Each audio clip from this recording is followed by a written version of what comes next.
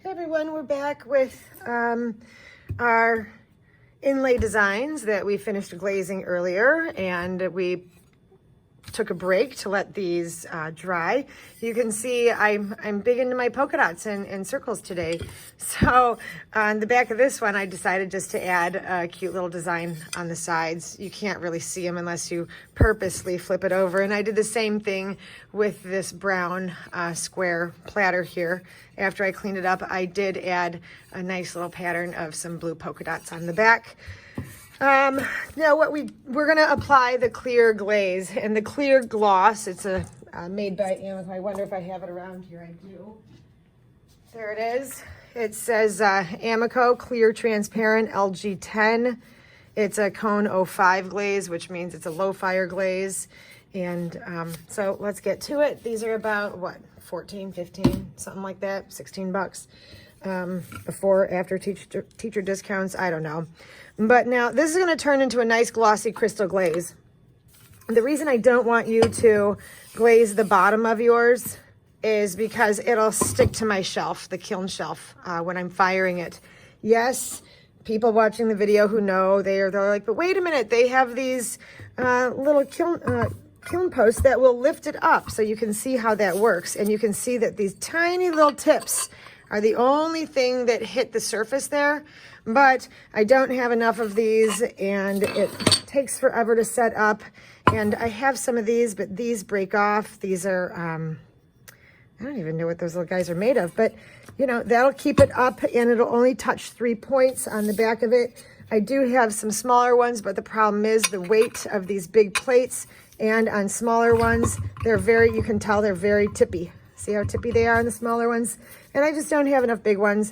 So, I mean, if it was absolutely necessary to glaze the bottom because you wanted to put these in the dishwasher or something, then by all means, yes, I have enough, and you can email me and ask me whether or not I can make an exception. But other than that, let's just stick with glazing what the surfaces that are going to be used more often than the surfaces that aren't.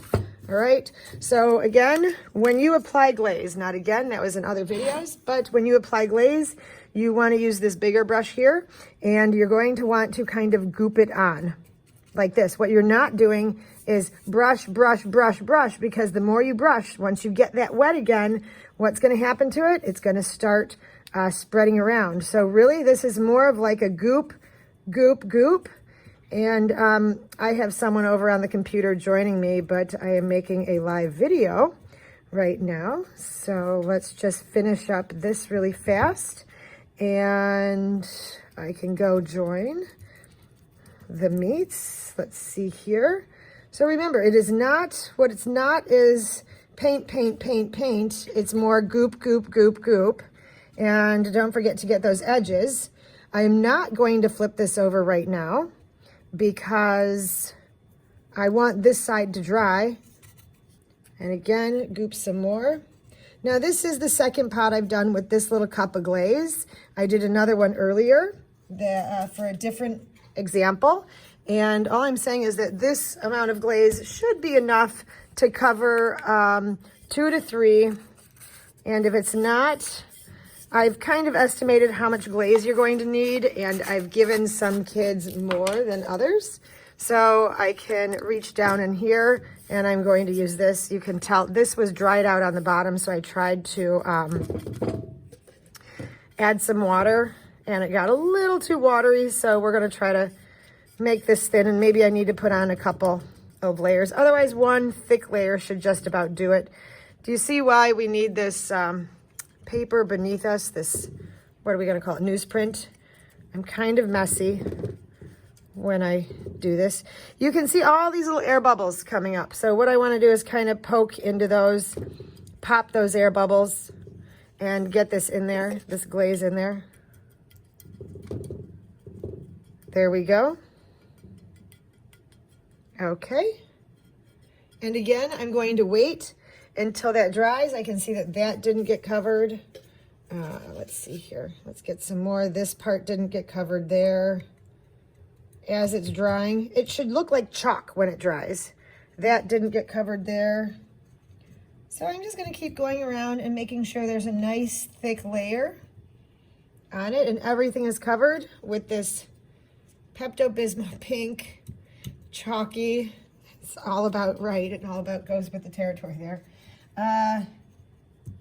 Glaze that's clear, gloss, glaze.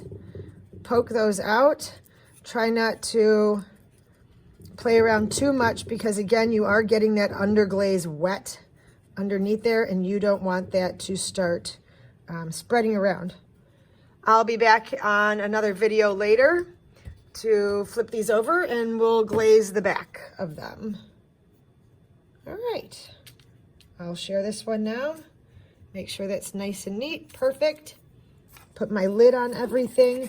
If you do need more glaze and you're at home, let me know. We can get you another cup. Otherwise, again, if you have extras of anything, please bring it back. So there's going to be lots of exchanges at the school in the lobby. All right. Email me if you have a question. Talk to you soon when this layer is dry.